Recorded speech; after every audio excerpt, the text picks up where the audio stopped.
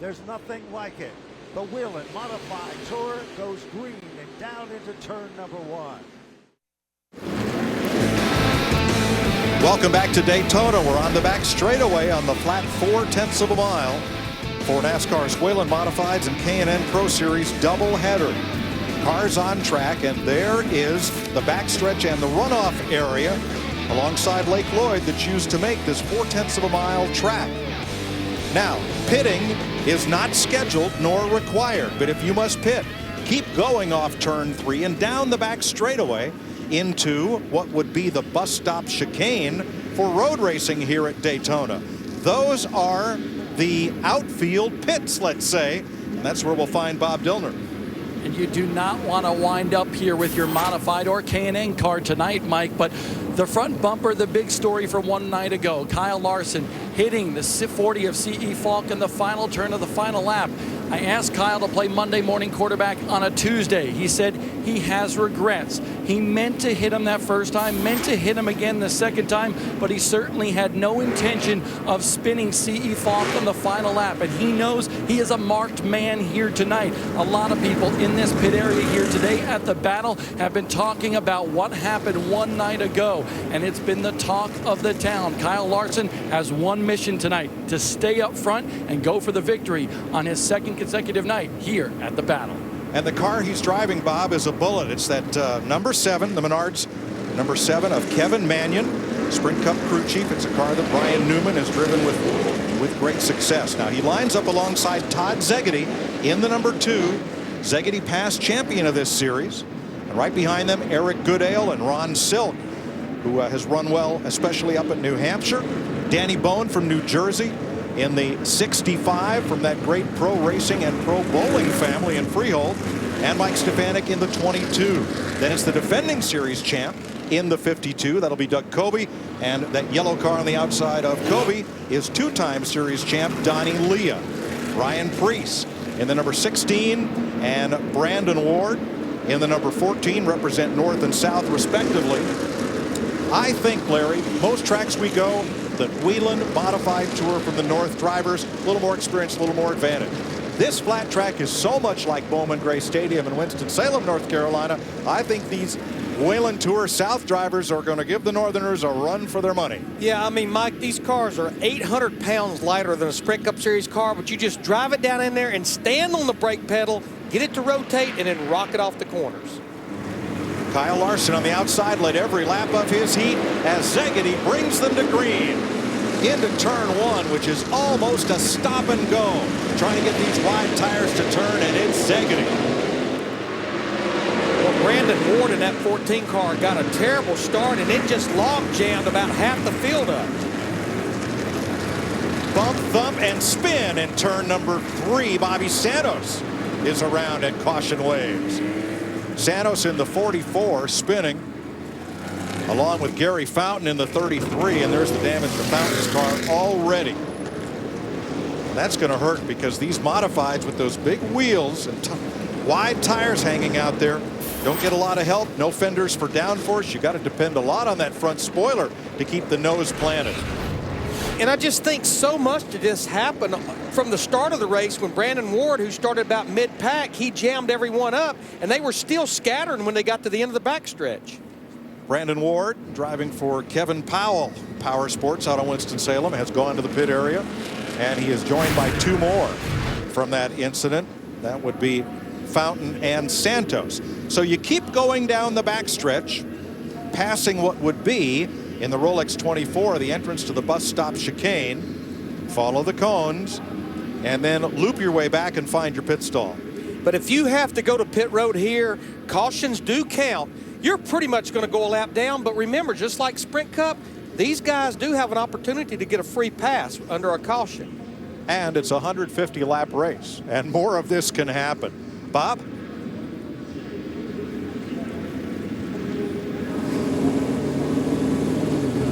Mike down here taking a look at the 44 machine, and he's got some significant damage on the left rear of that race car, a flat left rear tire as well.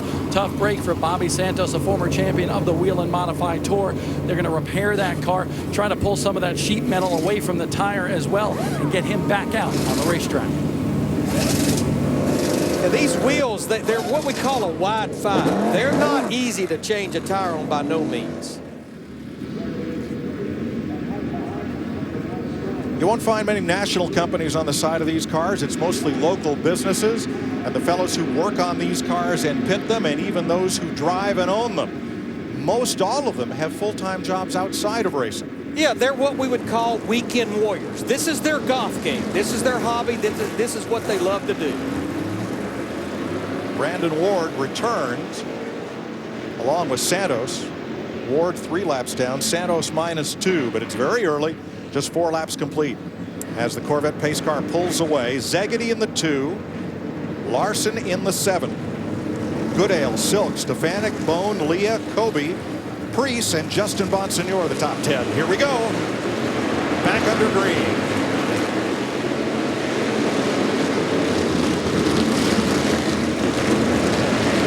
And again, Zegedy by a car length. Heading for turn 3. On the inside, here comes Goodale trying to challenge for second. It's just hard to make a pass on the outside here. Just right around the bottom of the racetrack through the corners. It's just hard to beat a driver that's down there. Larry, this is so much like Bowman Gray Stadium, I can't believe it. You get inside somebody, you take the groove away, you're going to take their spot away. Here comes Stfanic. Well, if you look at Kyle Larson in the 7, he's almost getting freight train now because he started on the outside. Next, Ronnie Silk in the white number 6 to the inside. Kyle Larson trying to hold his own against Silk, but Silk has the inside going into the corner, and that opens the bottom up for the next car in line, Donnie Leah. Finally. Larson found a hole to get down in. He fell into the 5th position in that 7 car. Single file with 8 laps complete, back to about 16th position or so. Zegedy, Goodale, Stfanic, and Silk settle in. 3 wide, a spin, and 4. That's Andy Seiss, and we're under caution.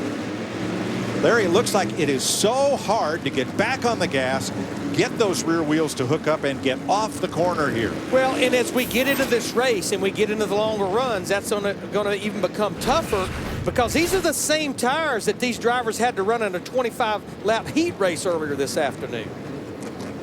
Andy Seiss was running 14th. I mean, you're trying to connect over 600 horsepower with a very low gear to this asphalt. Bobby Santos gets the free pass. He'll get 1 of his 2 laps back. We're under caution.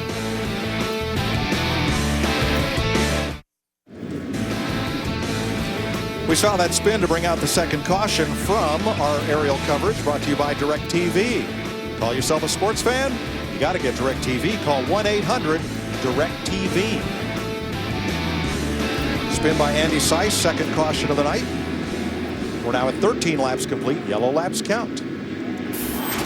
Now, Mike Stfanic in that 22 car, he's going to start 3rd. That's going to make it tough for Goodale in that 58 car that's on the outside of the front row. And it's restarting Kyle Larson. He'll start back on the inside of the 3rd row in the 7. Now, that's one big difference between here and the stadium. You don't get to choose your lane for the restart. It's double file, which puts Eric Goodale on the outside of Todd Zegedy, who's been unchallenged so far. Green flag waves again. 14. Complete of 150 laps, 2 by 2 into the corner, into the funnel, and Zegedy leads them out once again. Goodale, oh, trouble! 2, 3, 4 cars and a stack of them coming out of turn number 2. There's cars driving halfway down through the infield. Doug Kobe got the worst of it. He is facing the wrong way, the blue car against the wall. A lot of damage for the defending champion of the Whelen Modified Tour. He's lost the left rear. And Ted Christopher is hung up with Frank Fleming's boy, the Luke, out of Mount Airy, North Carolina, in the number 40. Mike, one thing we need to point out, when the caution comes out, because we only have the 1 scoring loop at the start-finish line, you go back to the last completed lap, how they were running. It's not like we have in Sprint Cup where they go back to scoring loops. Just an old-fashioned jam session. You see Kobe's 52. Oh, he hooks a wheel up and over Donnie Leah, battling for 9th place. and he's in the fence. We saw that in the heat races today. It doesn't take much to really damage these front tires and wheels that are just out there hanging pretty much with no protection.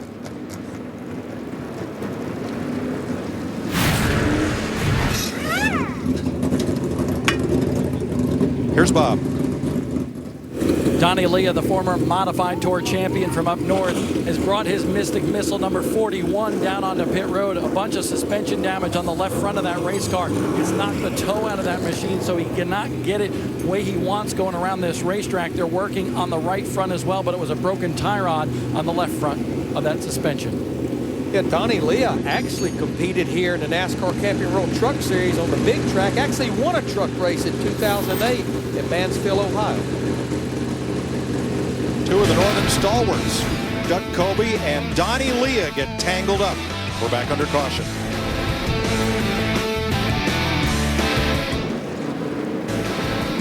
It's not the start we hoped for this 150 lap beginning of a doubleheader. Longest green flag stretch we've had so far tonight. 3 laps. Down to the pits, Ray Dunlap. Well, thank you, Mike. Obviously, we didn't want to see a bunch of cars in the pits this earlier, but we saw Doug Coby come in. This was the tire that came off of his car. They put just the left rear on. But I want to point out a difference between these two divisions. You know, when the Northeast Modified guys run big, long races, they take a halfway break, and normally the guys are allowed to put on 4 fresh tires at that halfway break. Well, in the Southern mods, they can change tires, but they can only swap the front to the rear. That's a nice cost savings for the guys that run in the Southeast. Bob? A broken steering arm bracket off the spindle for Brandon Ward, and that's what's got him in the pit area for the second time tonight. But that initial restart, take me through both incidents, but what happened on the initial restart? Well, the initial start there, we've got a fuel shut-off valve in the race car that we keep taped open, and somehow it just somehow it moved. It was about halfway closed. We you know, swapped ignition boxes. I mean, flipped every switch in the car trying to get it back going, and then I couldn't reach that deal from inside the car, so we had to come in the pits, realize what the problem was, and got back out there. We're just 2 laps down, and you know, one of those deals, we get tied up in the mess in the back. But you know, I can't thank these guys at Fisher Racing enough. They do a great job, work really hard. Thanks to Kevin Powell Motorsports, Crandon Rigging, everybody, all the sponsors on this car, everybody that helps us get here. Precision Suspension, Precision Built Spindle, everybody that works hard on this deal. We'll try to get back out there. Thanks, Ray. This restart is a mess. 2 cars are littered in turn 1 as everybody else shot through the speedy drive. 3 wide off turn 4. Caution. Yeah, Mike, I just think so many of them got in that speedy drive that was down there, and they just couldn't get out of it. Really, the only one that cleared it was Todd Zegedy, our leader in the 2 car. 2 cars of Brian Lofton and Matt Hirschman finally pulled away from turn number 1. But look, you talk about slip sliding away. Here we go. Yeah, it all started with Eric Goodell in the 58 car, and then just everyone was slipping and sliding in it. All right, we'll try it again. Zegedy has led every lap. Ron Silk jumped up to 2nd, but as you mentioned, we go back to the last completed lap for the restart order. That'll put Goodell in 2nd. Mike Stfanic, Silk to 4th. Bone, Larson, Priest, Bonsignore. This race is full of modified champions. 10 different drivers, 17 titles in the NASCAR Whelen Modified Tour, represented north and south. Here are the South titleists that have chosen to run here. Lofton, who we saw a moment ago, and Burt Myers, who is currently 10th. And earlier this evening, John McMullen, who used to run Motor Racing Network and had a long stint up at Stafford Motor Speedway in Riverside Park, said, hey, come on up to Suite 501. And there sat Carl and Doris Bergman. Carl, you will know as Bugsy Stevens, who took on that name while he was in the Air Force, so his duty sergeant wouldn't know what he was up to while he was racing. And he took that name back to Rehoboth, Mass., climbed into both Lenny Bowler's and Sonny Cazella's Modifieds, and won 3 straight NASCAR Modified Championships in 67, 8, and 9. And during one of those off seasons, Big Bill France invited Stevens, Don McTavish, and Pete Hamilton to come down here and race at Daytona. and try to perhaps whet the appetite of some of those modified stars up north. We all know about Hamilton. He went on to win the 1970 Daytona 500 driving for the Petties. And Bugsy at 78, still just as full of vim and vigor as he ever was. Great to see him. You know, we just had a shot of Mike Stfanic in that 22 car, 54 years young. You saw the 7 modified championship. He also has 2 E-Series championship for a total of 9 Touring Series championships. That's tied with Richie Evans. We saw that 61 orange modified car. They are tied for the most championships in the history of NASCAR. And this year, Steffi wants one for the other thumb. Going to run for the title this year. Wants to break that tie. Native of Wilbraham, Mass. Now lives in Coventry, Rhode Island. 72 victories. That tops all drivers in the history of the Whelen Modified Tour. Reggie Ruggiero is second. Ted Christopher, who's in tonight's race, is third. Kobe back out. He is 1 lap down. Santos got the free pass. He's back on the lead lap now. I don't think being a lap down is an issue with these cautions getting that free pass. You seem to be able to get back on the lead lap pretty easily. Might be a little tougher for Donnie Leah, who comes back out 3 laps down.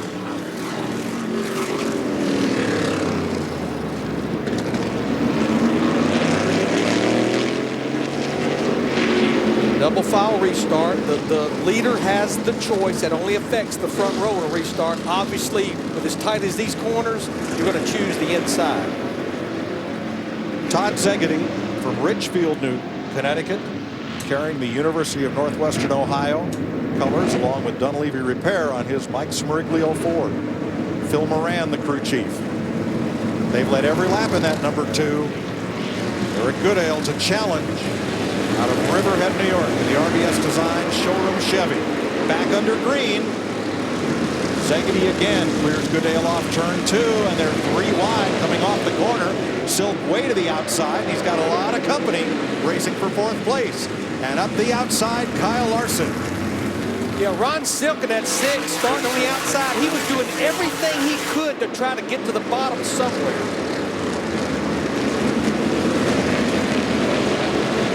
Jason Myers takes a swipe at 8th place, ducks to the inside on Bonsignore, and holds the spot with his number 4.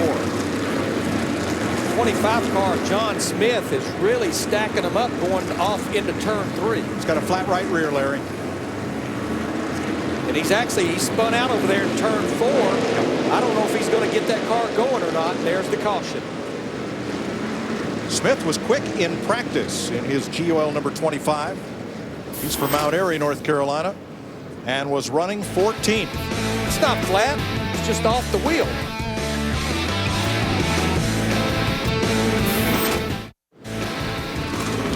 Finishing up the 5th caution of the night in this doubleheader for the NASCAR Whelen Modified Tour, John Smith cuts down a tire in his white and green number 25 on the left of your screen. And when that happens, everybody kind of stacks up behind him. Off goes the 70 to the right. And things clog up in a hurry. In a big hurry. It's just so tight, especially on the exit of the corner. You get up out of the groove, there's just no grip up there. Jason Myers started 14th tonight. He's worked his way up to 8th. Yeah, we were looking during commercial break. He may be the only driver that's made any major move, especially in the top dozen or so. His dad, Gary Myers, ran some in Cup. His brother, Bert Myers, is 2 spots behind him. And his grandfather, and I guess would be great uncle, Bobby and Billy Myers. They are NASCAR's Myers brothers, who are honored Banquet Week in Las Vegas every year. Down to the pits. Tough break for John Smith. They are putting that right rear tire on the machine, and John Smith, his full-time job, he works for Richard Childress Racing as the suspension specialist on the 29 car for Kevin Harvick. Thanks, Bob. Let's try it again. We've had 5 cautions for 26 of the 39 laps. Todd Zegedy, Eric Goodale, Mike Stfanic, Ron Silk, Kyle Larson. Clean off turn number 2.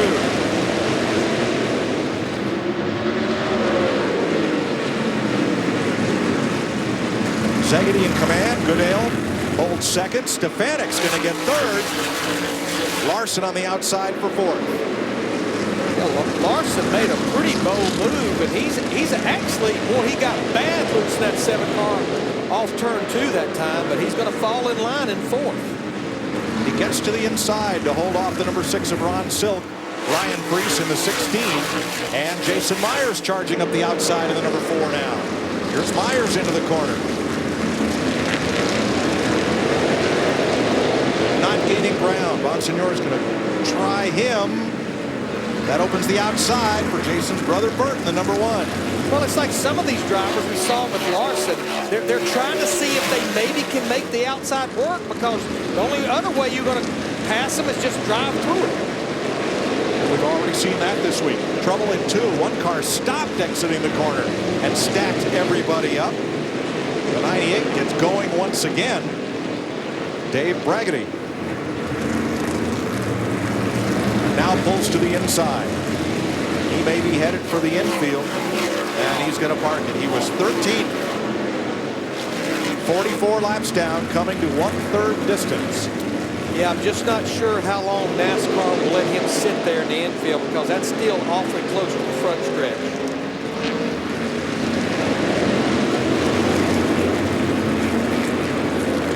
Todd Zegedy holding about a 2-car length lead. I'd call Zegedy a Matt Kenseth kind of driver. Runs the car hard when he needs to, likes to get it out front, feel the wind, but doesn't overextend the car very often. And now he pops it out of gear for the caution flag. And the 98 pulls away.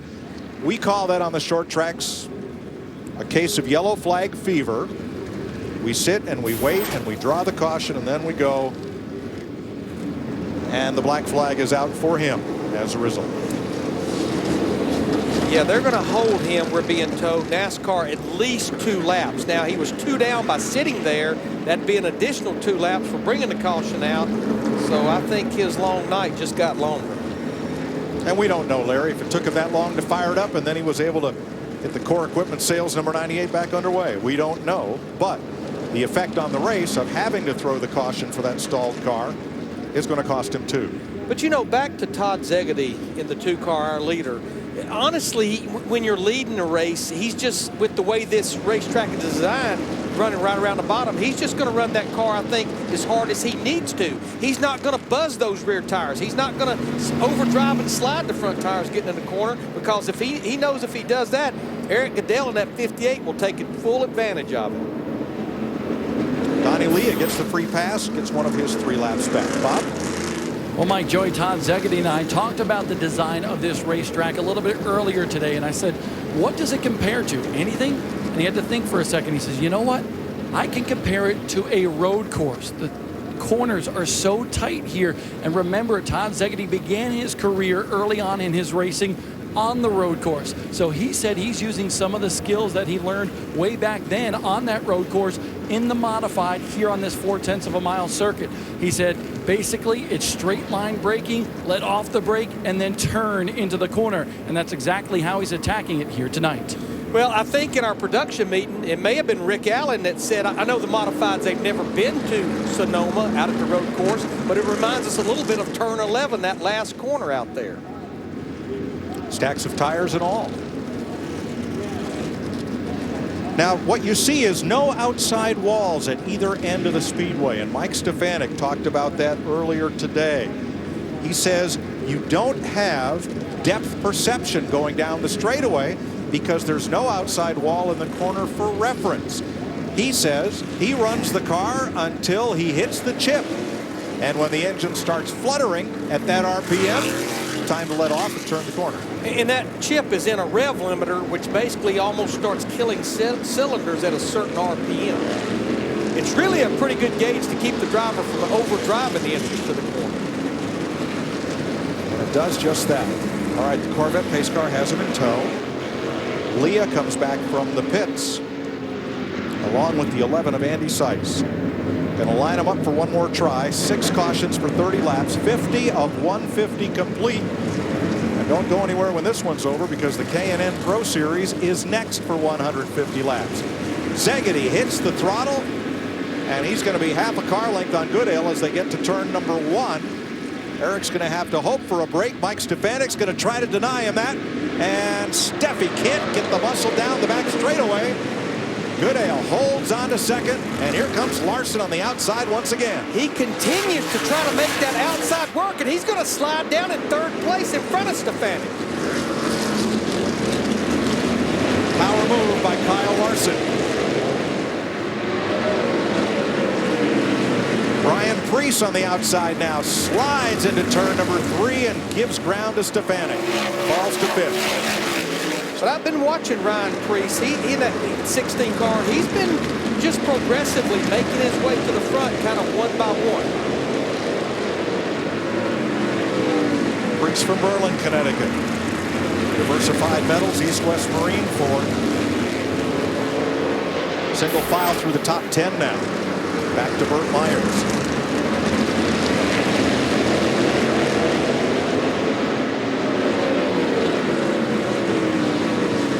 Ryan Preece, I was told today that his plan is to probably run about 100 races. Turn 4.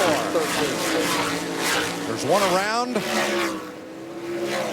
And the yellow will come out for Cole Powell out of Mount Bridges, Ontario. No, perhaps not. I think they're going to see, and there it is. They threw the caution. They gave him a little bit of time to see if he was going to get it going. Cole Powell was running in 13th in the Copps Bildall Chevrolet. And we're under caution for the 7th time.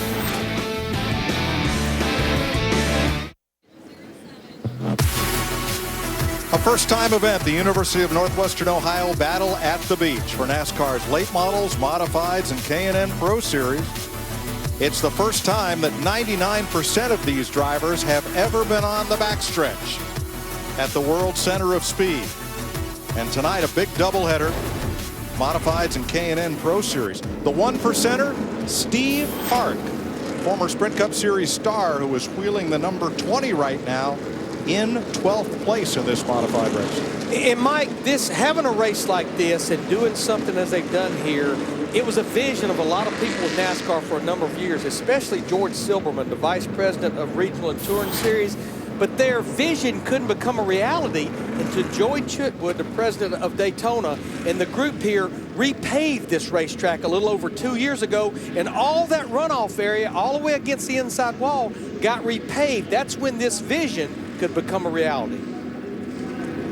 The start of, we hope, a great Speed Weeks tradition. Andy Seiss gets the free pass. Drivers who race regularly in one of NASCAR's 3 national series not eligible for this race. So that means interlopers like Ryan Newman, who occasionally drives Kevin Mannion's modified, not able to compete here, or Casey Kane. But Steve Park, no longer a series regular, spent a lot of time in the K&N Pro Series last year. He is eligible, and he has gained 18 positions since the initial green flag. 60 laps complete. We're back under green. Todd Zegedy has led them all. Let's see if Goodale has anything for him out of turn 2. Zegedy he gets that car turned in the middle of the corner, gets that power down, and it seems like there's no way to get under him, and nobody seems to be able to pass him on the outside. Larson to the inside. He's going to gain a spot, and Powell goes the 73 of Powell. His tri-car machine has pounded the tire stack, and we're back under yellow. Once again, remember, we're going to go back to the last completed lap as far as how they reset this field. One thing I did know on that last lap, or notice on that last lap, when Kyle Larson in the 7 drove down into turn 1, boy, did he get a shot by Preece in that 16. The blue car is Larson. Gets it kind of squirrely, but he gets off the corner well, and there, 3 and 4, but a very tough break for Powell. Now, he was the first car 1 lap down, so I believe he would be the free pass, but since he brought out the caution, we're likely not to have one. 64 of 150 laps complete in Daytona. We're under caution as they reset the tire stack and just about ready to reform the field. Bob? Well, Mike Joy, a friendly little argument between Ryan Preece, who's currently running 5th in that 16 car, and Donnie Leah before the race. Ryan Preece says there is no way, especially when you get backed up all together with these modifies that you're not going to be able to use the front bumper. You're going to have to use the front bumper to pass a little bit here. Donnie Leah didn't think so, but Ryan Preece already showing that you can use it here today. And the funny story about these front bumpers here, I spoke to Justin Bonsignore and the 51 team for that modified crew earlier on today. And before the heat races, he instructed the crew to reinforce the front bumper on that race car. And hence, that's where the phrase, the chrome horn, comes for the modifieds. Right? Well, Bob, I'm down in the pit area. I wanted to show you a couple of the technical things that changed for 2013 on these race cars. A lot of guys used to have a bubble-shaped window on the front, and that was really nice for aerodynamics. This year, NASCAR has mandated this plexiglass. There's a certain size and thickness that it has to be, and that's a really nice thing for drivers. Keeps the stuff out of the cockpit that's coming at them. And also this year, all of the driver's seats and restraints must be certified by SFI, and all the crew members have this checked each and every race. So seats and seat belts, certainly making sure they're up to code and ready to go racing. More safety for the drivers. Yep, nice LaJoie of seating, recliner there, one of Randy LaJoie's products, ex-modified racer. That's Andy Seiss's car. Andy out of the race. I really like the fact that they put that Lexan windshield, though, in front of that driver on the left side from the A-post to the center bar.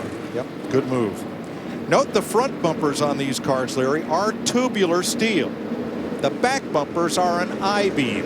So if you get a lot of contact, it's the pusher that's going to pay the price, not so much the pushee. Well, and again, that's what I saw before we went under caution with Ryan Preece next 16. Kyle Larson in the 7 going down into turn 1. He gave him a push.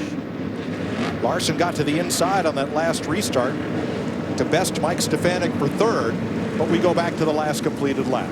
Zegedy, Goodale, Stfanic, Larson, and Preece are the top 5, 69 complete. 6 to halfway. We complete lap 70 as we take the green flag again.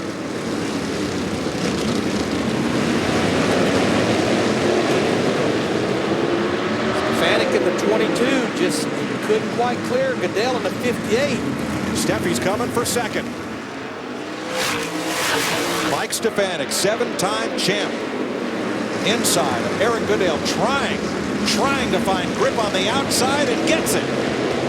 Boy, Ryan Preece net 16 being aggressive. He wants that 4th spot from Kyle Larson. He'll take it away from him.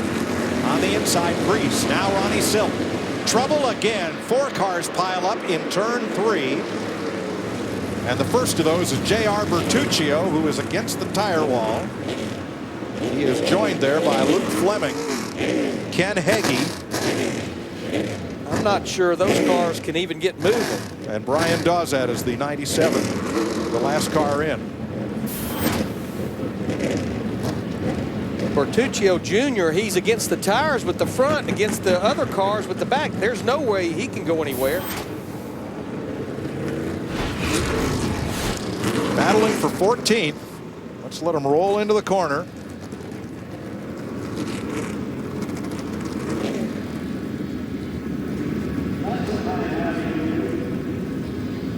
And Bertuccio hooked the car in front of him, and that tipped him into the tire wall. The other 2 drivers had no place to go there. Doesn't take much, just a little nudge. And a tough night for Kevin Powell. Both of his cars either into the tire fence or off on the hook.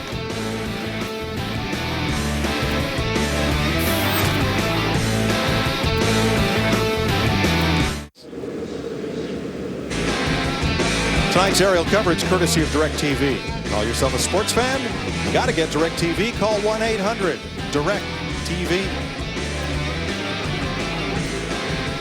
Not so sure, Larry, about this tire pile system to denote the infield.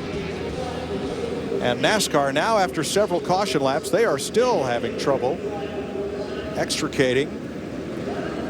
That looks like the 40. That is Luke Fleming's car from the tire pile and the car next to it. So the red flag is going to come out, which I think is a bonus to the fans. We're going to stop 1 lap past halfway. There is Mike Stfanic, who sits 2nd, and here's Bob. Well, Mike, We've known Mike Stfanic for a really long time. He's 54 years old, a 7-time champion of the NASCAR Whelen Modified Tour. But he said this track is so unique. It took him a while to get around this racetrack. And if it were not for those tire pylons, it's hard to mark the corners and know where to turn in. He said it's kind of like running the old Pocono Raceway 3/4 mile circuit back in the day with the Race of Champions. But he said for a while today, he just could not get a grip of this racetrack. So Brad LaFontaine, his crew chief for that ride, he said, Mike, go up into the grandstands and watch the practice for a little while, because they were about 2 to 3 tenths off the pace. Mike sat up there for about 10 to 15 minutes, and even at 54 years old, he said he learned a lot by watching some of the faster guys. And look, it's paying off now. Mike Stfanic up to second. Never too young to learn. When I first met him, he was 6 years old. Came to Riverside Park Speedway to watch his older brother, 2-time track champion Bobby, race there. His dad, Stanley, was the usher for the reserve seats up on the level where the announce booth was, and Mike had come up there and sit on the rail with his dad, watch his older brother win races and championships at the park. And Mike started off pylon racing, autocrossing. Wasn't sure how he'd find his way into racing, and you know who gave him a great opportunity one day? Richie Evans. Wow. Come drive my backup car. And he did well. And that launched the career of the man who is now second on the all-time championship list to who else? Richie Evans. And he's ventured away from the modified series. In fact, I did not know this until today. He was the 1999 NASCAR Camping World Truck Series Rookie of the Year, the 5th year of that series. He drove for Springfield, Massachusetts businessman Dale Phelan and had success on the racetrack, but it always seemed that however he came into the pits, they came out a few spots back of where they went in and didn't have the success he hoped for that would translate into a career on the national stage of NASCAR. But certainly he's the fellow that a lot of these modified racers look up to. You know, Mike, we've talked about a lot of things these guys are racing for here tonight, especially trying to win at Daytona, but also it pays $20,000 to the winner of this race tonight. That's a big point, Larry.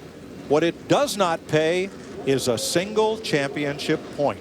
This, like the former Toyota Showdown at Irwindale, is an exhibition race for the late models, for the modifieds, and for the K&N Pro Series race, also 150 laps, that Rick Allen and Phil Parsons are champing at the bit, waiting to bring you as soon as this one's done. See the cars moving. They've got turn 3 and 4 clear, so we'll go back under caution here. We're continuing. Brian Dozzett's car from Alexandria, Louisiana. Not exactly modified country.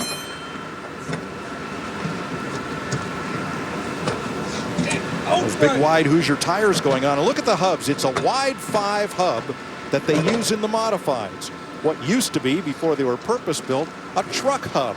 The reason being, with those big wide tires and all that rubber, you needed the extra bearing surface of the truck hubs to keep from burning them up. And there you can see, that's why we call it a wide 5. That the lug nuts are all the way out where you see those windows in the wheels. They are not made for quick, fast tire changing. It's even hard to get it indexed up there. You can see that crew member trying to get it indexed. It was hard to even get it up there to get it up there where you can tighten the lug nuts.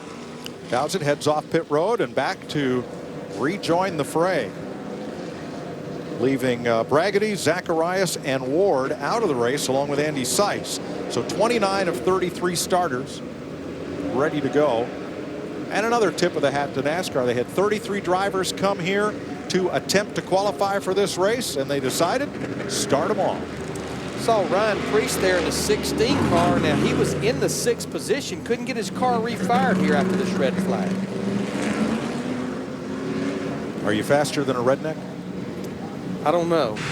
There's not a good answer to that one. Let's find out. Friday night following the truck race, John Reap and his mullet mafia pit American muscle cars against sophisticated imports in a 3-round battle for 10 grand. Are you faster than a redneck? A special preview after the Friday night truck race right here on Speed. He's from Hickory, North Carolina, isn't he? Yes, he is. He was the fellow who did that, "Hey, the thing got a Hemi in it" commercial. And his story of the audition to get to do that commercial will have you rolling. It's a great one. He's a stand-up comedian when he's not chasing race cars. I've watched some of the highlights from that show, though, and looks like it's going to be a lot of fun. Or are you faster than a redneck? We'll find out Friday night. Right now, the question on everybody's mind is, are you faster than Todd Zegedy? Mike Smariglio's former championship-winning team. Todd behind the wheel and Phil Moran as crew chief. And they have been a powerhouse in the modifieds over the last decade. Something tells me as this race winds down, and you talked about no points, the pride of winning the Daytona $20,000, that chrome horn Bob Dillner talked about may become more of a factor. Donnie Leah got the wave around, the free pass that is, and that will put Leah in the only Dodge-powered car in the field, just one lap down. We've got 21 drivers still on the lead lap. .79 laps complete. 71 to go. Pace car is off. Zegedy now with Stfanic alongside and Goodale behind him. Green flag. Zegedy into the corner by half a car length. Stfanic pulls dead even. Off the corner. Stfanic can't get turned. And Zegedy scoots away.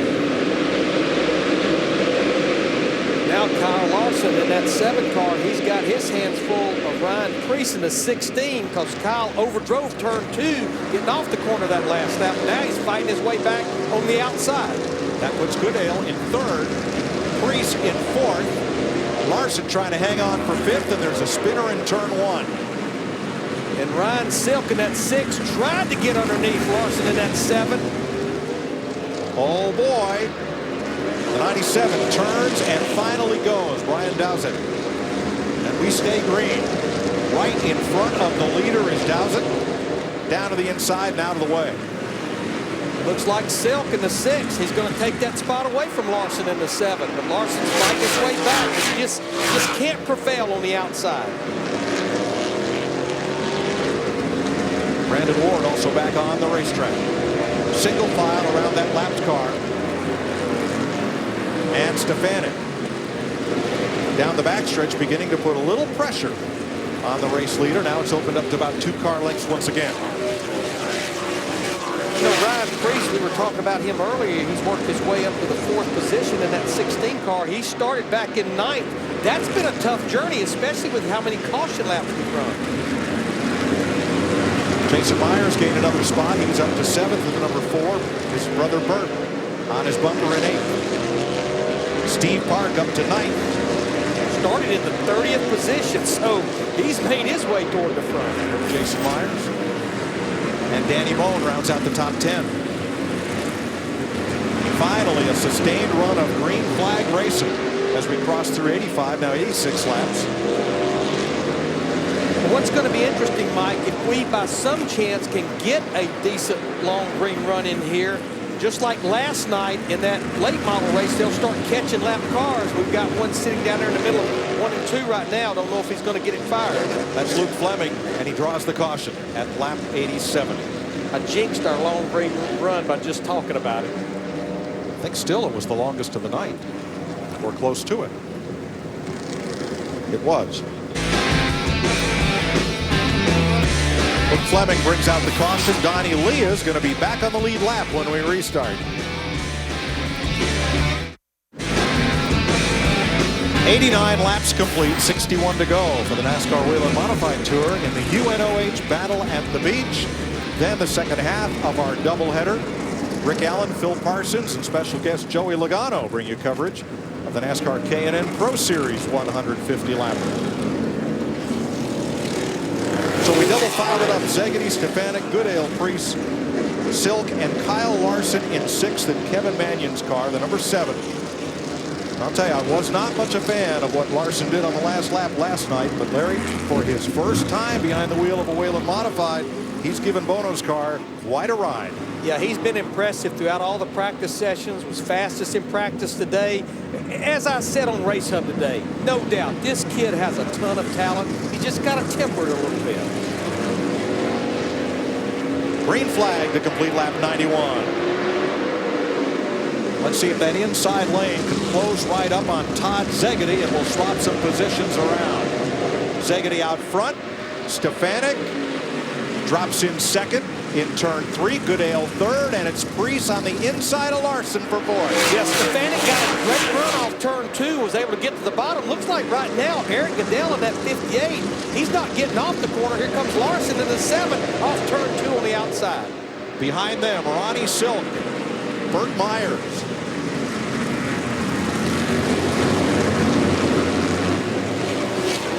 Ryan Preece in the 16 got real loose off turn 4 that time, had to jump out of the throttle. Pierce looking on the outside. Oh, he almost loses it and hangs on. That was a moment for the number 16. Burt Myers right up his tailpipe. Danny Bowen on the outside. That's a great example of this bi-ply tire. You can drive out of a car being sideways like that.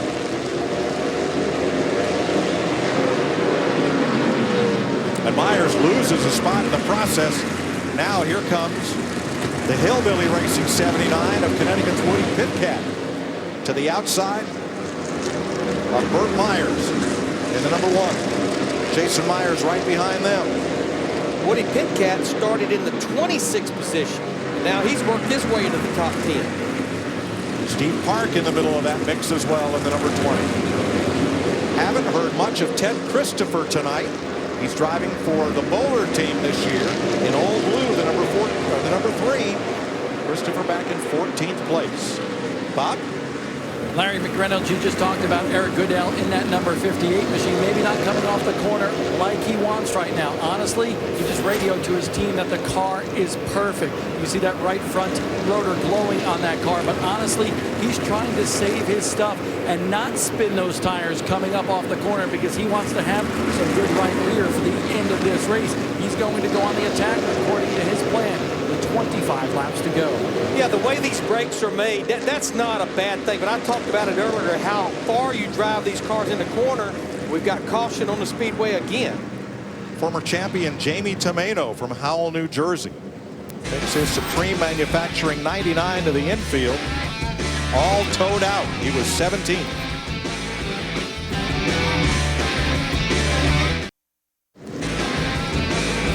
Still working caution for Jamie Tomeno. What happened? He broke a tie rod on his number 99. The car wouldn't steer, so he pulled to the infield.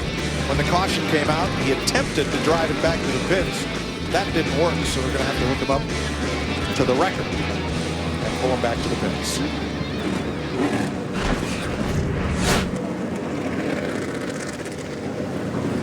You can see something dragging underneath the left front there. That's probably the tie rod that's dragging. Left front just headed dead left.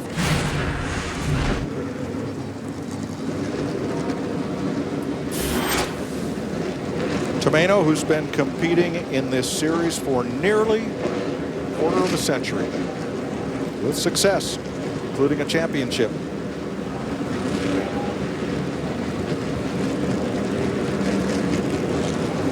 At some short tracks, when a car becomes immobilized like this, they'll take it off hammock style and attach a record of both ends, one facing forward, one facing backwards. It's a delicate operation. It requires a couple of skilled record drivers, to be sure.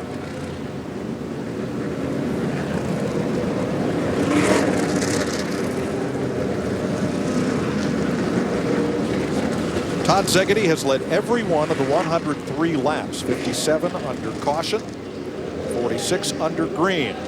He's won 17 times on the Whelen Modified Tour, and in 3 of those victories, led every lap. Tried his hand a little bit at the Nationwide Series. You know, we're looking at Kyle Larson here in the 7 in the 4th position, running in 5 races during Daytona Speedway. He's finished 2nd in the ARCA race last Saturday. We talked about the win last night, controversial win in the late model race. He's running both races tonight.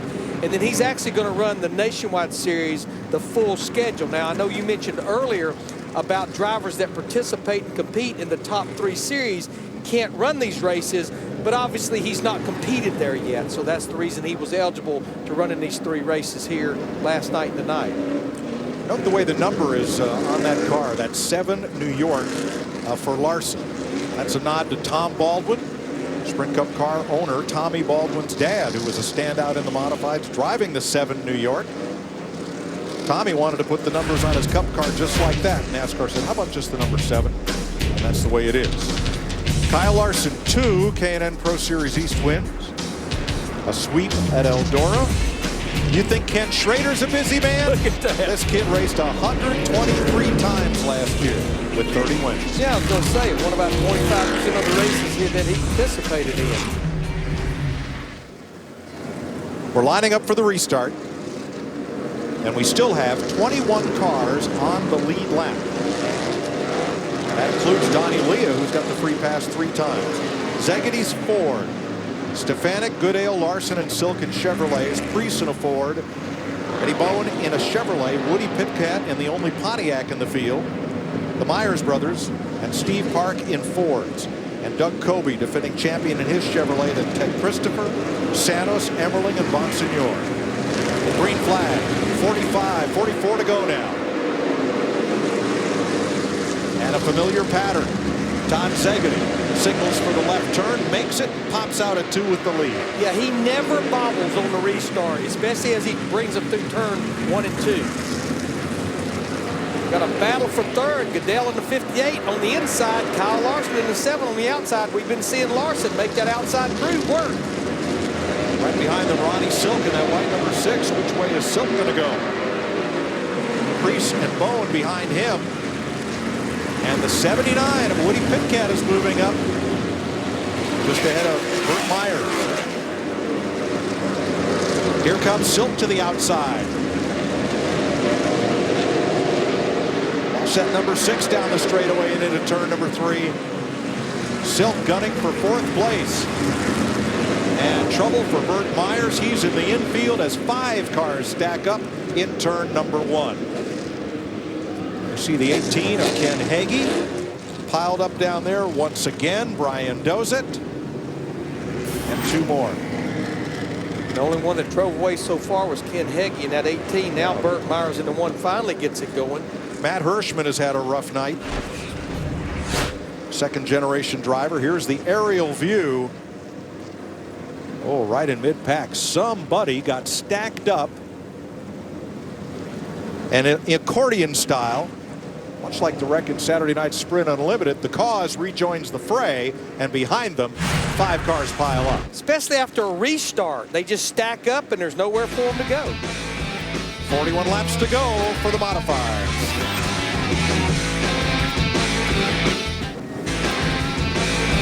Welcome back to the backstretch at Daytona, where 38 laps remain for the Whelen modifieds. Then the K&N Pro Series cars take to the track for their 150 in the UNOH Battle at the Beach. Last night, very controversial finish to the late model race. Kyle Larson shoved C.E. Falk around in the final straightaway to take the victory over Ben Rhodes. Falk recovered for 3rd. And in this race, we're working the 12th caution flag for a total of 62 laps.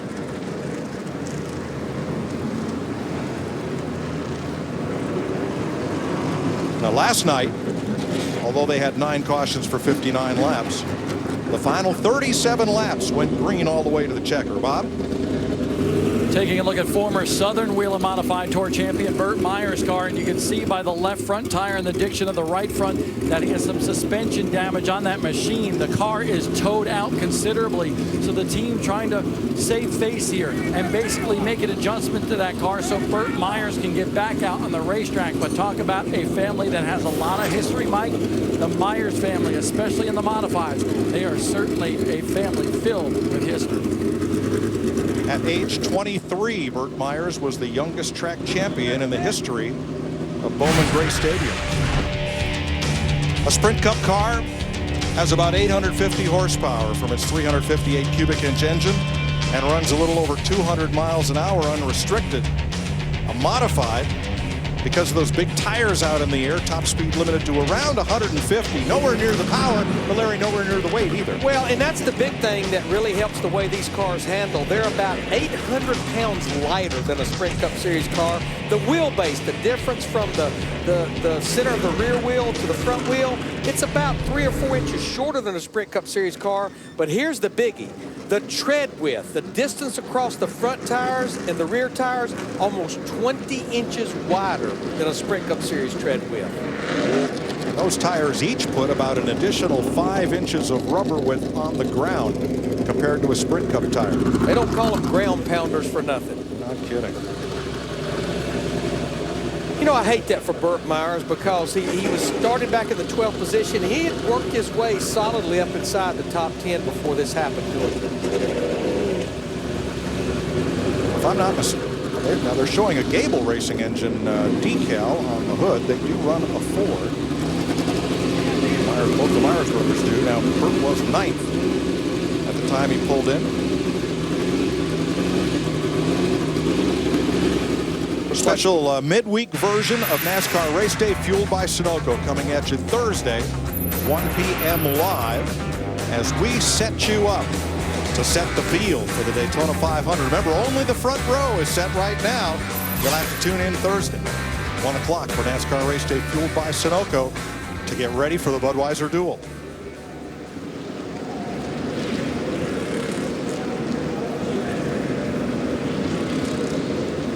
John Smith is back out, but he is stalled at the entrance to turn number 3. And he's 7 laps down right now, but we still have 19 drivers on the lead lap. 34 laps to go. Close it up and double it up for the restart. The starter indicates.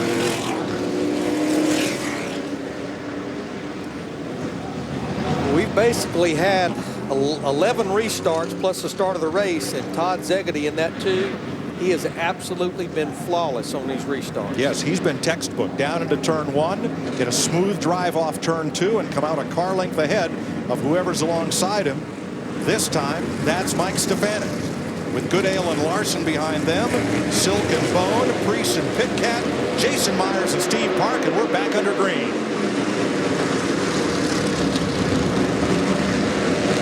Nice job by Zegedy.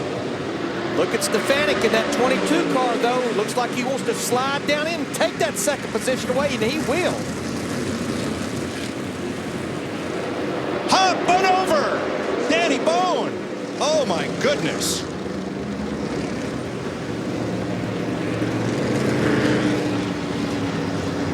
Danny Bone's car caught a wheel, climbed the side of the front stretch wall, and you see he is trying to climb out. Fire crews quickly there. And we're under the red flag for Danny Bone.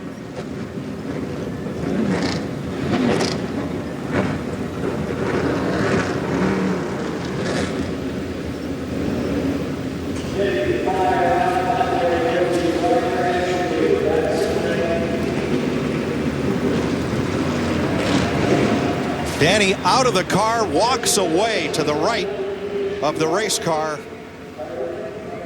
That's a heart stopper. Well, they were pointing out earlier some of the safety features that even the modified series continues to step up their program, and boy, that's an awesome sight seeing him walk to that ambulance. This young man is quite a talent. He is kind of under the wing of Ray Evernham, who has quite a history with the Bone family, but he's been racing weekly at Bowman Gray Stadium in Winston-Salem, and he was 6th at the time of the crash. He actually works for Ray Evernham as a mechanic and a fabricator. There's the white car on the outside. Gets loose and into Priest, and the car goes up and over. Yeah, and those open wheels with Ryan Priest, it's almost like they just lock together. A lot of Nerf bars on these cars that should keep much of that from happening. But really, the right front just climbs the wall, Larry. Yeah, he ran out of racetrack. There was no more room there.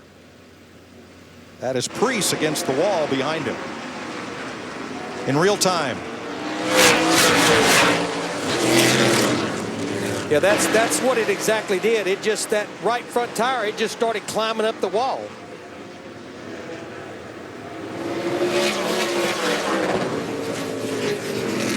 A frightening ride for Danny Bone, and he is okay. Yeah, you talked about him being a third-generation driver. His dad, Eddie, is actually the owner and the crew chief of this car.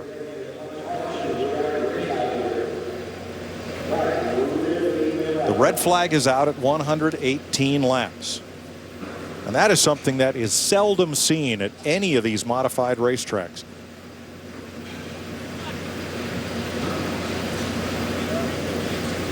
Note the irony of the word ignite on the taillight panel of that car as the Rust-Oleum machine gets flipped back on its wheels. See right there, they somewhat hooked front tires, but then he just ran out of racetrack and it just climbed up the wall. But the best news, the safety cage is intact. Danny Bone climbed out unscathed.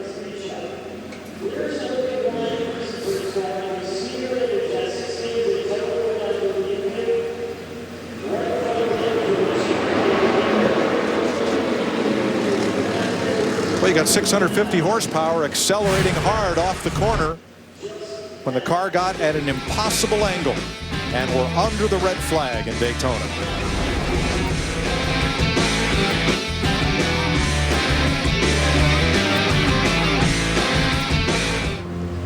Lots of action in Speed Weeks, including right here on the backstretch at the UNOH Battle at the Beach. There is what could be $75,000 worth of scrap metal, but that car looks fully rebuildable for Danny Bone and his dad Eddie and Ray Evernham. Watch the 16 in this. Not that he was at fault, but if that car's not there, I think Bone comes right back down on the racetrack without much of a problem. Yeah, again, they ran out of racetrack and it just climbs the wall, and there was no more racetrack left there. Yeah, all that energy and all that acceleration, Larry, has nowhere to go but up, because Ryan Preece is just tire to tire with Danny Bone. I mean, we've even seen this with stock cars with fenders and quarter panels. Saw it with Casey Kane at Bristol a few years ago in a Nationwide Series race. So when we resume, we'll likely have 17 lead lap cars. Gosh, that'll take your breath away.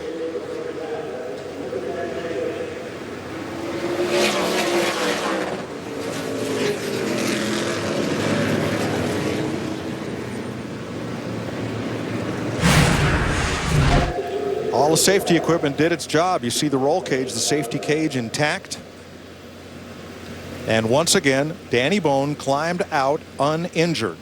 And they have to the so ambulance. many of the other safety features, like the fuel cell, where when a car gets upside down, that fuel tank, that cell has flapper valves and won't let the fuel run out on the ground. Pretty much seals it off and shuts it off. Danny's grandfather, Parker Bone, was a modified racer in New Jersey, and with a GMC 6-cylinder powered 659. He was one of the top drivers of his day.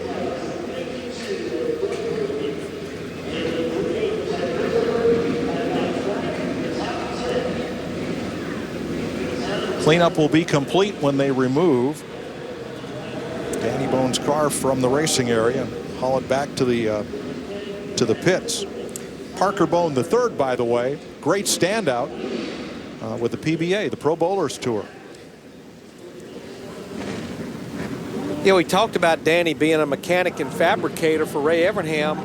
Ray Dunlap was telling us during commercial break that actually Ray Evernham had a big part of building that car for Danny Bone. Well, Ray was also a New Jersey modified standout in his own right as a driver, and owned his own race car. And Tinton Falls, New Jersey was the headquarters of the International Race of Champions. And Jay Signori would come to the short tracks like Wall Stadium or New Egypt Speedway to recruit mechanics and fabricators. Ray Evernham joined IROC, rose to the top of that organization under Jay and Barbara Signori, came to NASCAR, to Hendrick Motorsports, and the rest is history. No question, a future NASCAR Hall of Famer. Todd Zegedy has led every one of 119 laps, and he has been picture perfect.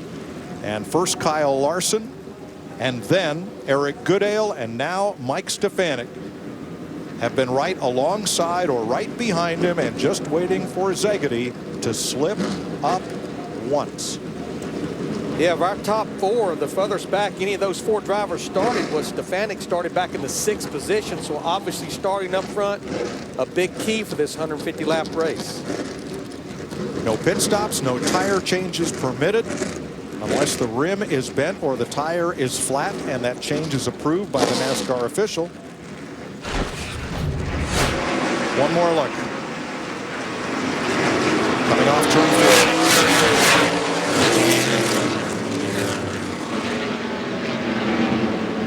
They're 2x2 because we just had a restart, and just climbs the wall. That is a safer barrier back there because that is the inside retaining wall for the backstretch of the super speedway. And you see it deflect there after the initial contact, but not much. With Ryan Preece's car to the inside could keep the right front tire of Danny Bone's car from climbing that wall, the car going up and over. And we were really fortunate, as we see pretty much Danny Bone's car just absolutely used up.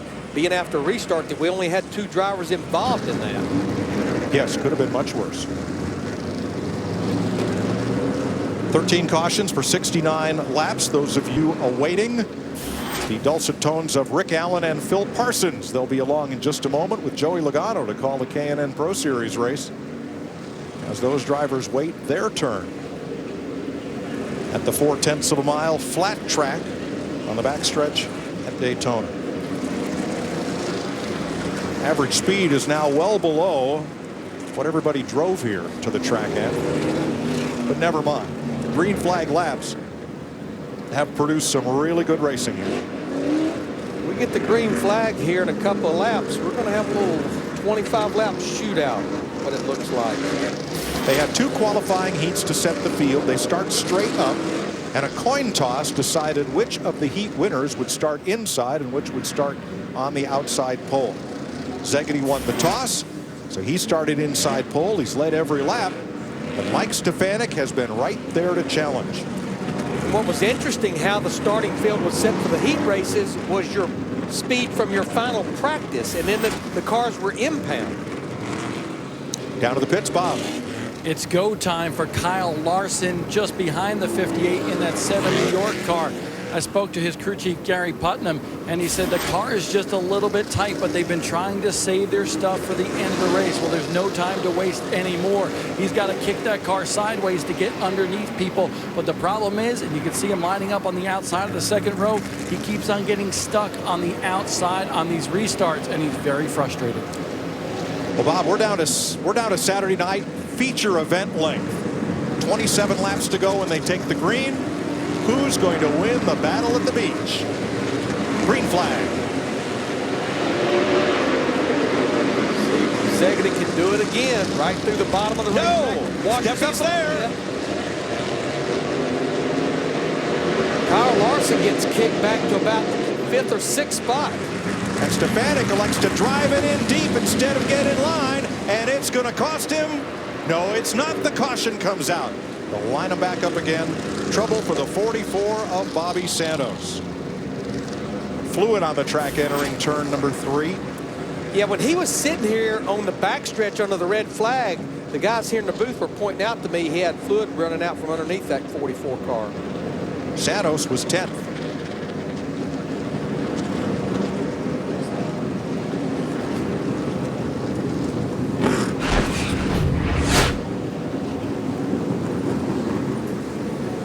That's about the worst that Zegedy's gotten through, 1 and 2 on the restart, but there you can see a lot of smoke out of that car of Santos. And again, I think the trouble started sitting here under the red flag. Yeah, there's a big snail's trail of what looks like coolant on the back straightaway, and trouble for 2-time champion Donnie Leah driving Barb Garbarino's Mystic Missile. You know, Santos had gotten a free pass twice, Donnie Leah 3 times, and they had worked their way well back inside the top 15. The trouble is, Leah is parked in turn 4.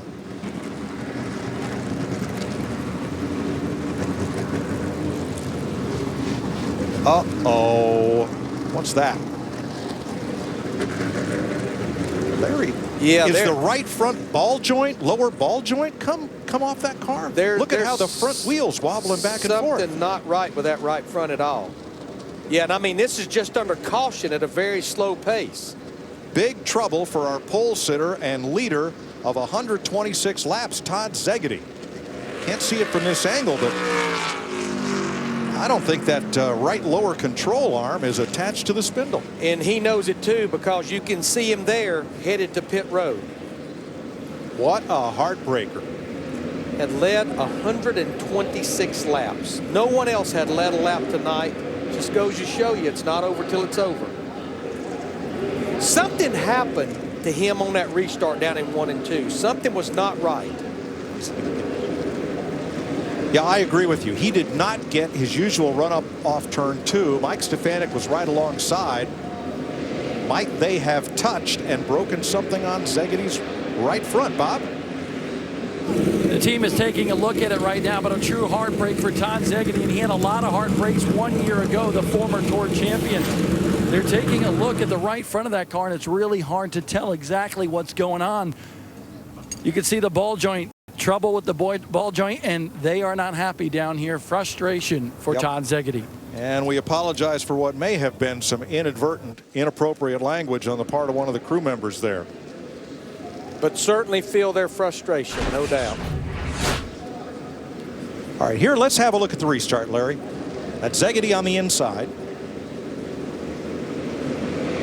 They looks like they, I'm not sure they touched right there or not, Mike, but right there is where something went amiss with that race car. And that's Santos in the 44 car.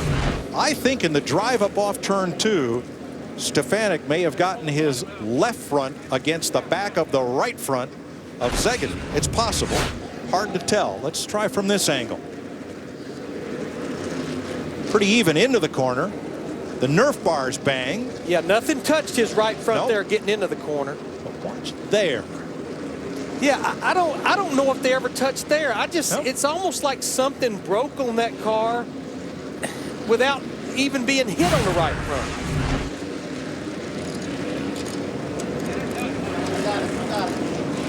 But it's definitely a ball joint issue, because that's what they're doing right now, is changing out that lower ball joint. Todd Zegedy led 124 laps, but failed to win at Waterford several years back. The most laps he had led in a modified race without winning. Finished second. Let's see if there are sparks here.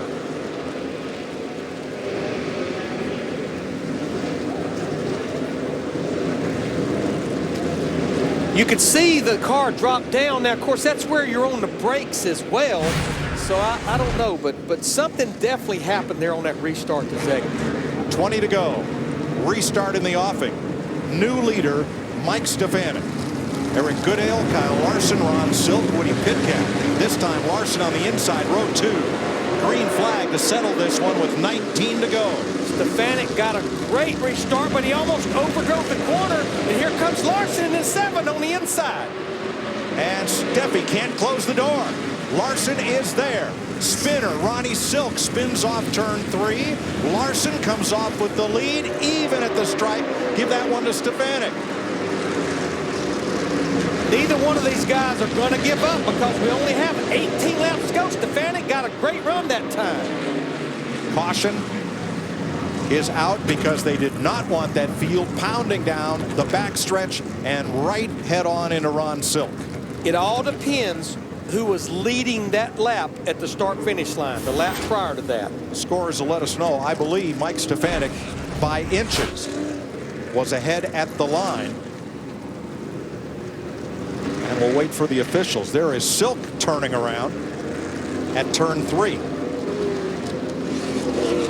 And we knew Silk had been very, very aggressive. He almost got in the back of Goodale in the 58, getting in the corner, and I think he may have spun himself out doing it. There was contact going into turn 3, though, between Larson and Stfanic. Ronnie Silk was battling for 3rd place. Yeah, Stfanic got in turn 1 good, but he really washed up the racetrack, and that's when it opened the door for Larson. So the TS Haulers Chevy The Ed Partridge car for Ron Silk may be done for the night. There is the lead at the line, and it is Stfanic. He will have the inside on the restart, but boy, there was a little contact between the two exiting turn 2, a lot of contact going into turn 3 as Todd Zegedy returns to the racetrack. Bob? Very interesting scenario right now with Mike Stfanic and Kyle Larson 1-2 on the racetrack. On Race Hub today, I spoke to Mike Stfanic about this race and about even what he saw last night in the late model race. Remember, Kyle Larson getting into the back of C.E. Falk, turning him around on the final corner. I said, what if that were the case here tonight and you had a chance to race with Kyle Larson? He said, if he got into the back of me, I would find a way to take him with me, because he thought what Kyle Larson did last night was completely wrong. Kyle Larson, a great show here tonight, but Mike Stfanic certainly had that on his mind earlier today. Last year, Stfanic spent the Whelen Modified Tour splitting between 2 teams. This year, one of those teams, Chris Hours, is going to be Steffi's full-time ride in this 22 with Brad LaFontaine as crew chief, Cano & Sons Paving, and the Robert B. Auer Company as sponsors for the 7-time champ. 15 to go, 14 when they get to the line. Who's going to win it? Fireworks to come. Let's see. Stfanic on the button. Larson has to take it in deep. And Stfanic comes out with the lead by a full car length and crosses over in front of Larson to seal the deal. I thought he almost did the same thing in turn 2 that time that he did the restart before, but he was able to overcome it that time and really pulls away down the front stretch. 5th place, Jason Myers and Steve Park were side by side. Jason settles in 5th, Park in 6th. And how about Woody Pitcat in that 79 car in 4th, starting back at the 26th position. Very quietly in David Hill 79. 12 to go, and Stfanic pulling away. Goodale tattoos the back bumper of the number 7 of Larson. Yeah, Larson's problem right now in Stfanic. It's Goodale in that 58 back there in 3rd, that black car. And Pitcat is coming. Woody Pitcat in that orange and white 79. The 4th car of Joey Myers is in trouble going off into turn 1. He pulls all the way to the inside of the racetrack. Something happened to him off turn 4 the last time. Jason in trouble. Tough night for the Myers brothers. I'm not sure he's going to make it to the pits. He was 6th. 10 to go. Myers limping down the back straightaway. Here comes the field. And they're going to stream right on by. Right now, Stfanic is getting off the corner so good, and the yellow is out for the 16th time.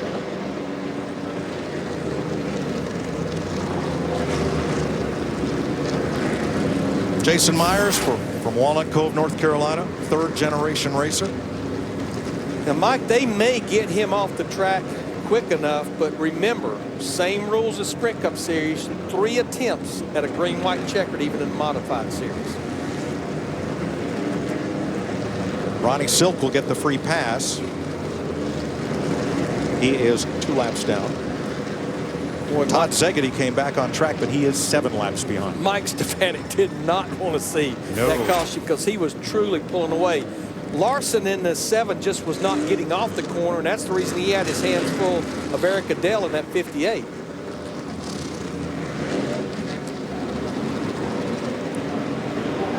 Kyle Larson, big winner last night, but the controversy of the finish knocked Danica Patrick off the top of Twitter. Everybody was tweeting about the finish last night. We'll show it to you and then explain what's on Twitter.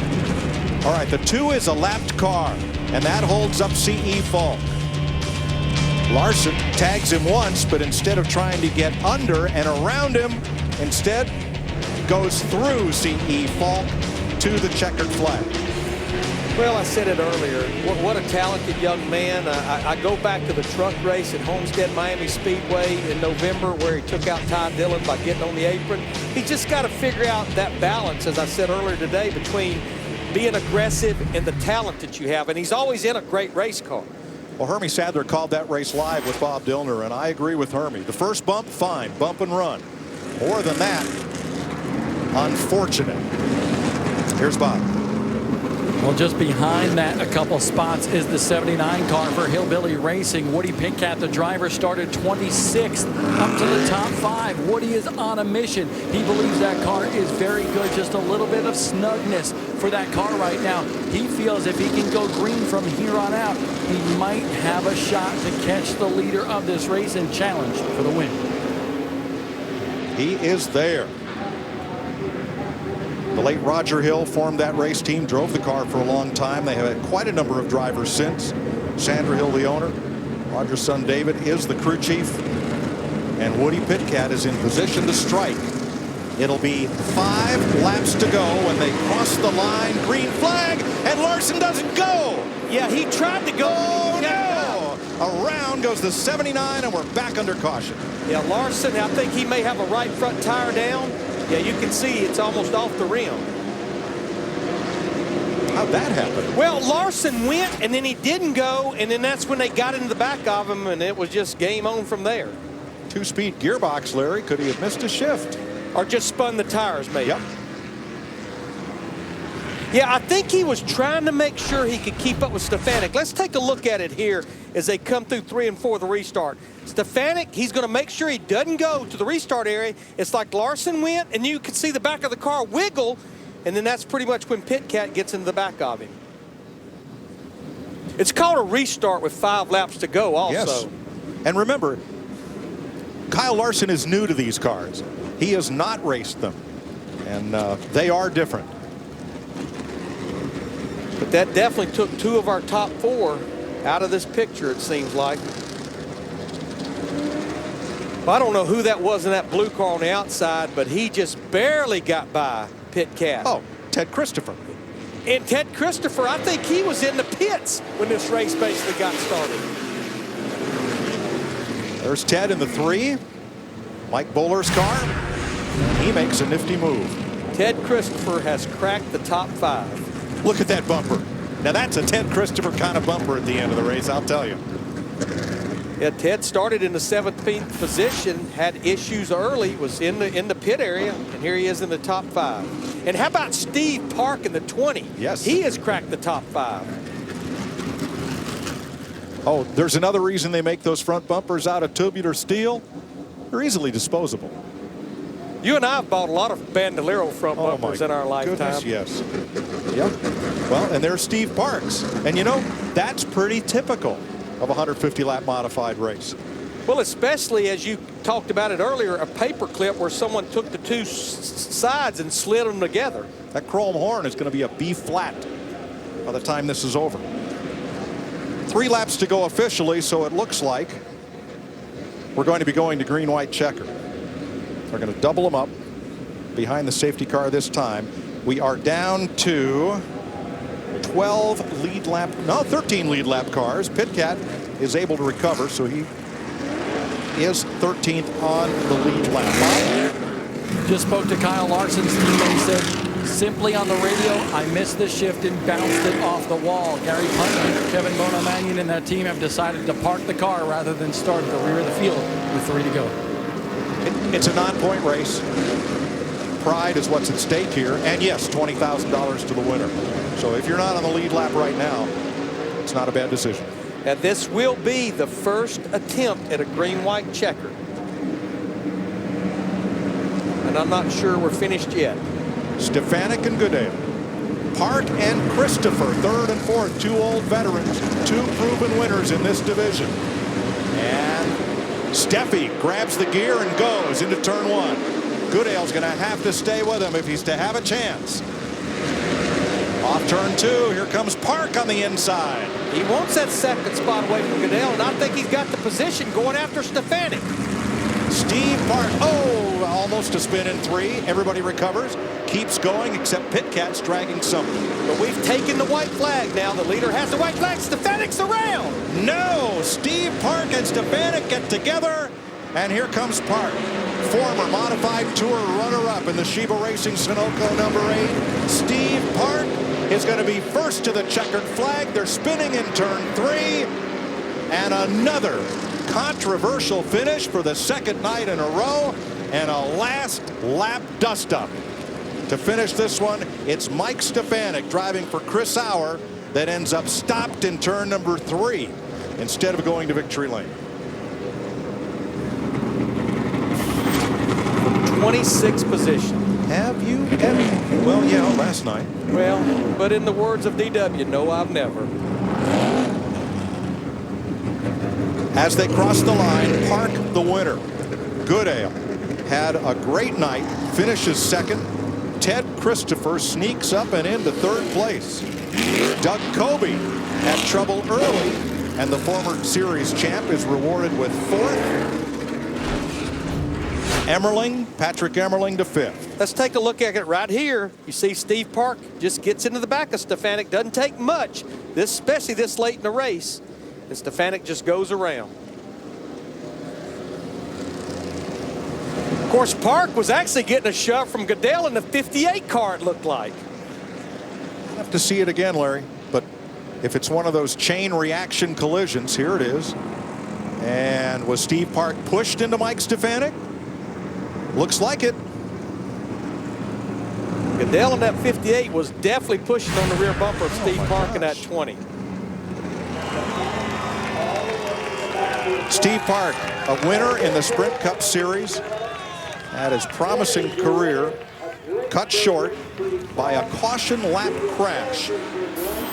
Spent a lot of time out of the car, came back to Sprint Cup, and has raced sporadically in the K&N Series last season. But he is the winner of the UNOH Battle of the Beach after a wild last lap in which Eric Goodale gets into Steve Park, who hits Mike Stfanic, who spins out of the lead. Good grief. Bob. Excuse me, Ray Dunlap. Well, Mike, I'm back here in the garage with Danny Bone. They've got his race car back here. He's back from the infield care center, and we've seen a little bit of everything tonight. The great news is you're okay, but what a ride you took tonight. Yeah, that was the first time I've ever been upside down. I kind of wish you were interviewing me in victory lane. I think we had a car that we could have won with. You know, just a shame. You know, it's tight racing. It's you know, we're all out there trying to win. You know, the biggest thing is, though, I'm all right. You know, NASCAR does a great job make sure we're safe. But I don't know what's after this. You know, we're a small team. I got one car, one motor. I finally got some spare parts over the winter time. You know, I was planning on running for the Southern Tour Championship. We finished second last year. But I think you guys might have just witnessed my season. You know, we just don't have the money to get a new car, a new motor and stuff. So the good news is you're okay. The race car guy's not so good. It'll be a long ride back to Mooresville, North Carolina for that car. 2 nights in a row, 2 wild finishes. Let's go down toward victory lane. Bob Dillner. Steve Park emotional inside that race car. He's getting celebratory handshakes from everybody. We're going to try to get Steve Park out of the car, but you should see he had the thumbs up as he came into victory lane here at Daytona. He is a winner. The first time Steve Park has been in victory lane in a NASCAR Whelen Modified Tour race in 16 years. We'll get Steve out of this race car right now and talk to him about this dramatic finish here. The crowd can hear you, Steve Park.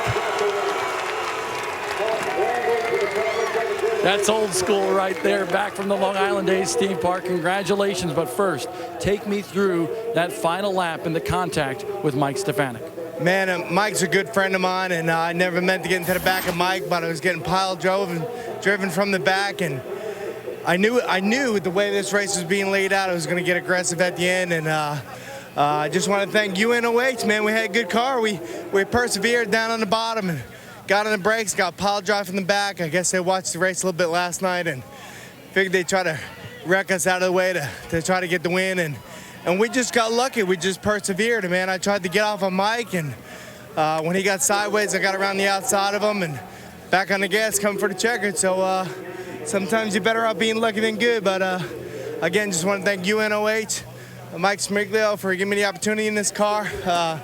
Man, the Battle of the Beach, was that a battle or what? 16 years since you've been in victory lane in the NASCAR Whelen Modified Tour. What does it mean to win at Daytona? Oh, it means a lot. I was on Sirius Radio today, and I said, you know what? three short track guys are going to come out of here with a trophy from Daytona Beach. And to win the Battle of the Beach in Daytona and put that trophy on our mantle is a credit to Spot, my crew chief. You know, this is a part-time deal. You know, Mike put this together with the people from UNOH, and they asked me if I wanted to come on board and do it, and I can't thank them enough for the opportunity. And man, we're in victory lane. A great triumph tonight from the guy from East Northport, Long Island, Steve Park, right? Well, Bob, I'm back in the pit area. Mike Stfanic has just jumped out of his number 22. And Mike, 2 nights in a row, the guy who leads the white flag doesn't get the win. Steve Park said that he got hit from the driver behind him and pushed him into you, and he said it was just one of those racing deals. Yeah, right. I don't want to say anything because I'm just going to say the wrong thing here. I am that freaking pissed. It's just bullshit. Mike Stfanic certainly very upset. The last lap, second time in the 2 nights where the guy who led the white flag did not get the checkered. Well, and you can see it on his face, and we apologize for Mike Stefanic's language. It certainly is reflective of his anger, but it's not appropriate. No, it's not. How about Patrick Emmerling in the 07 car? He started back in the 24th position. I want to make a note, though. Steve Park talked about that trophy. This is a lot due to the research that Joy Chitwood, the president of Daytona Speedway, did. That trophy is a replica of the trophy presented to Fonnie Flock in 1954 when he won on the Daytona Beach course. Note Kyle Larson ends up 16th after challenging all night, but for that missed shift, had a great first outing in a NASCAR modified. Mike Smariglio's car, not the one that led the most laps with Todd Zegedy. The second car with Steve Park is the one in victory lane. More racing to come from Daytona.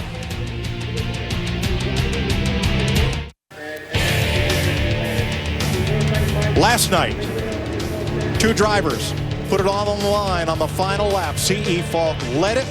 Kyle Larson turned him around and went to victory lane. Similar song, second verse tonight. Steve Park, with a tap from Eric Goodale, gets in the back of race leader Mike Stfanic, and once again, we have a controversial finish in the UNOH Battle of the Beach. Stick around, 1 race to go for the K&N Pro Series. Bob Dillner. Eric Goodale finished his second, but some contact there as we were coming close to the checkers.